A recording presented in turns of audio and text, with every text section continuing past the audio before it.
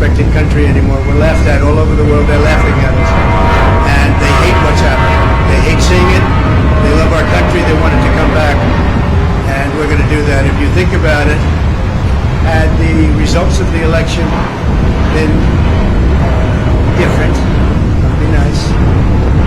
You wouldn't have the Ukrainian situation with Russia. We would not have had an attack on Israel, which was so horrible.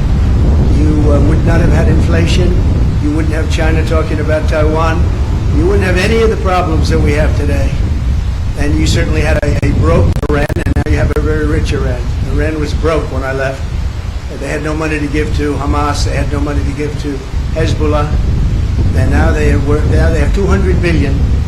Plus, as you probably know, people don't like to admit it, they certainly control Iraq.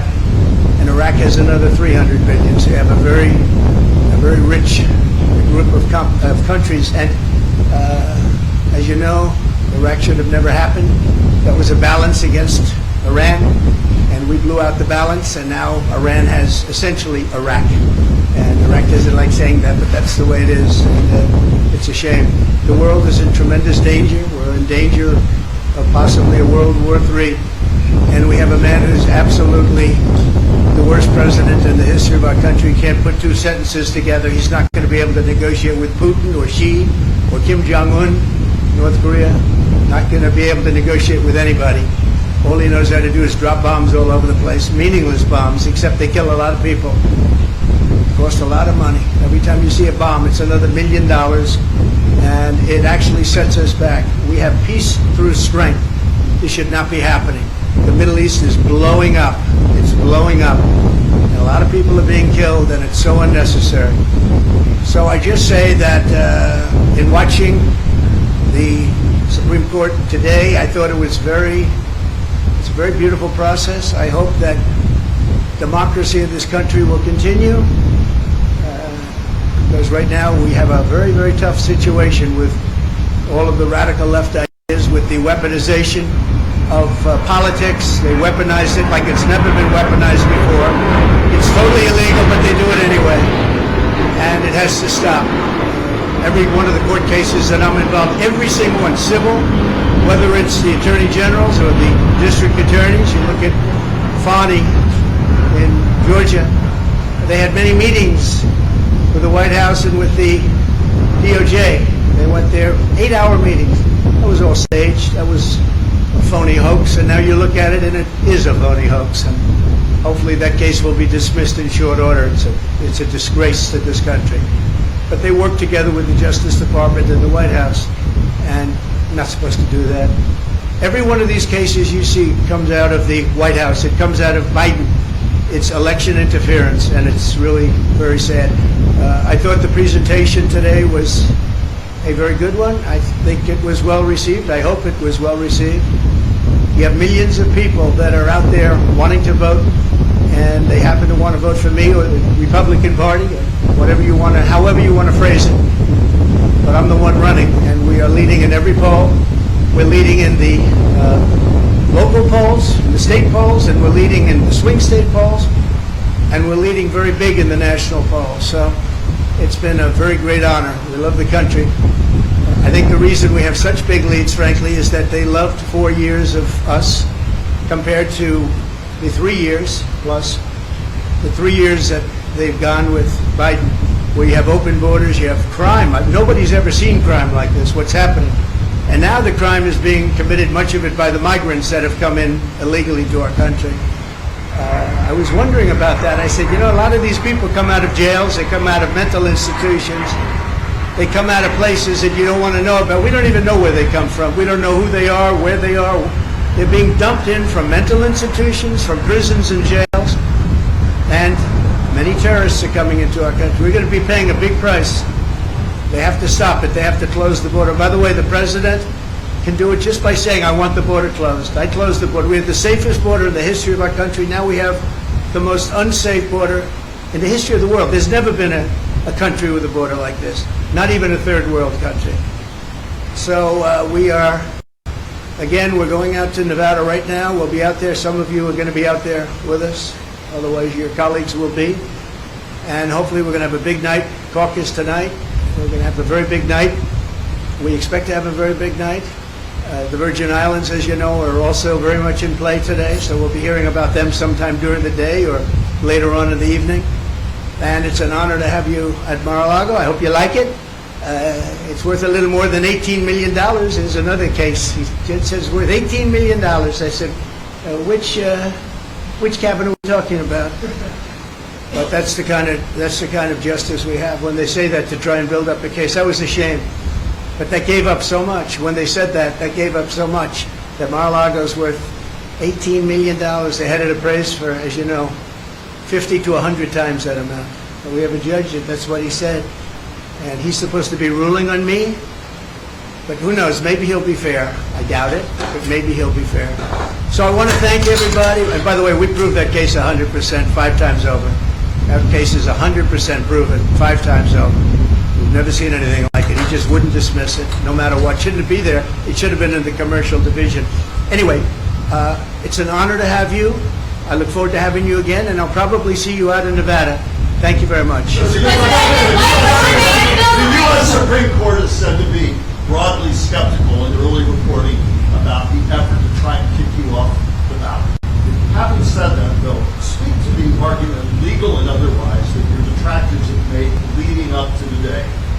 And it's an argument that was given voice by Mitch McConnell, the Senate Republican leader, not long All right, I got the gist. No question. Yeah, I got the gist. President Trump is practically and morally responsible for provoking the events of the day. He doesn't say that anymore. So let me just tell you that I heard and I watched, and the one thing I'll say is they kept saying about what I said right after the insurrection.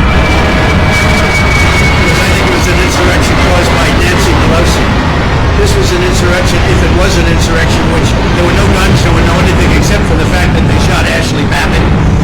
Somebody from the police force shot Ashley Babbitt. So unnecessary, so sad, so horrible. But there were no guns, there were no anything. But if you take a look at my words, right after, you take a look at my speech from the Rose Garden, which was very shortly after, or you take a look at I'm only on Truth now, but at that time, we were tweeting, and I was on Twitter.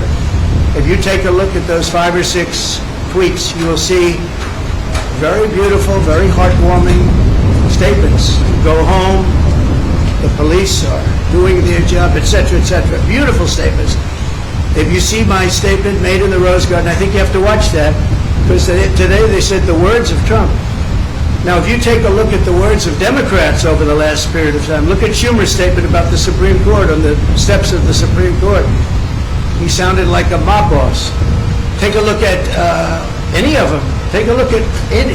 We put together a tape of vicious, violent statements made by Democrats. Nobody brings that up. Take a look at Maxine Waters and the vicious statements that she made. I didn't do that. I said peacefully and patriotically. The speech was called Peacefully and Patriotically. It's peacefully and patriotically. He said I said bad statement. It was the exact opposite.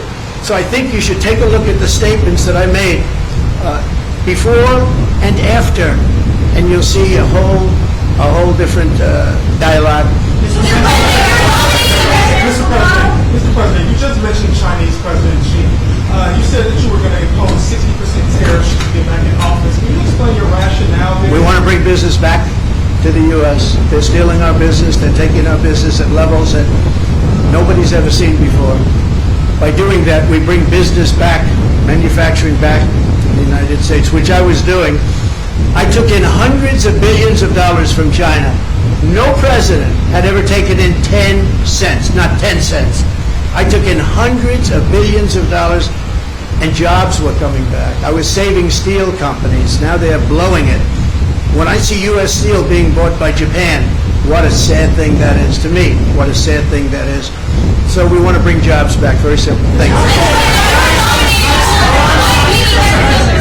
you still have confidence in Speaker Johnson after the failed Mayorkas impeachment effort? I do have confidence in him. Yeah, I very much do. I think he's a very good man, and I have great confidence in him. Why is Nikki Haley still in the race when you're dominating in the polls? Oh, I love that question. Thank you very much. You just said it. I don't know why she continues, but let her continue.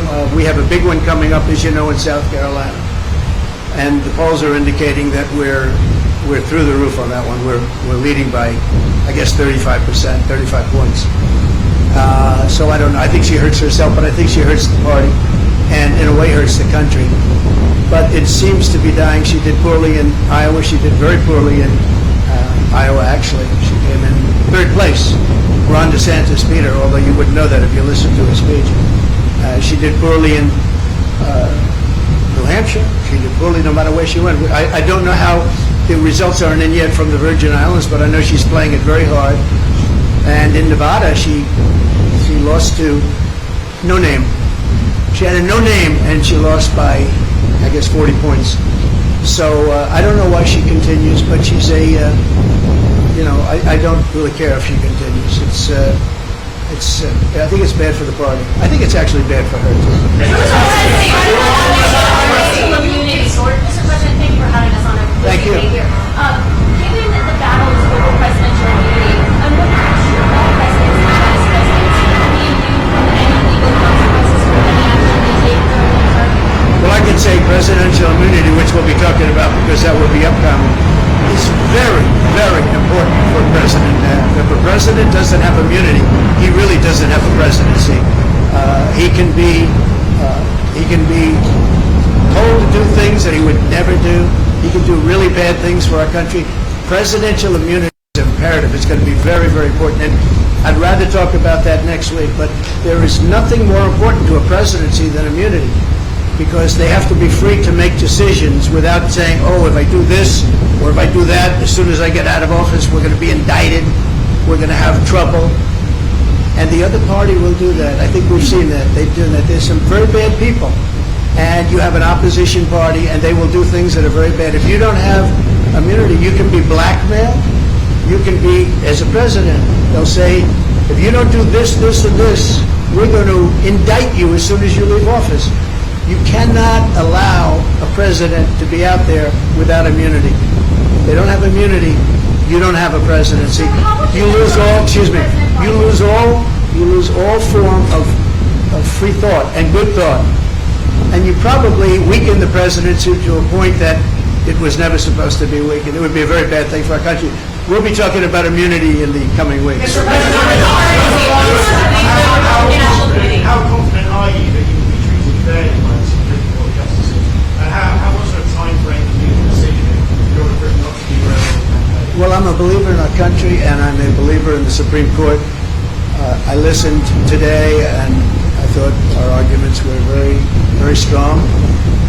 An argument that is very important is the fact that you're leading in every race, you're leading in every state, you're leading in the country against both Republican and Democrat. And Biden, you're leading in the country by a lot. And can you take the person that's leading everywhere and say, hey, we're not going to let you run? I think that's pretty tough to do, but I'm leaving it up to the Supreme Court. Thank you all very much. Thank you.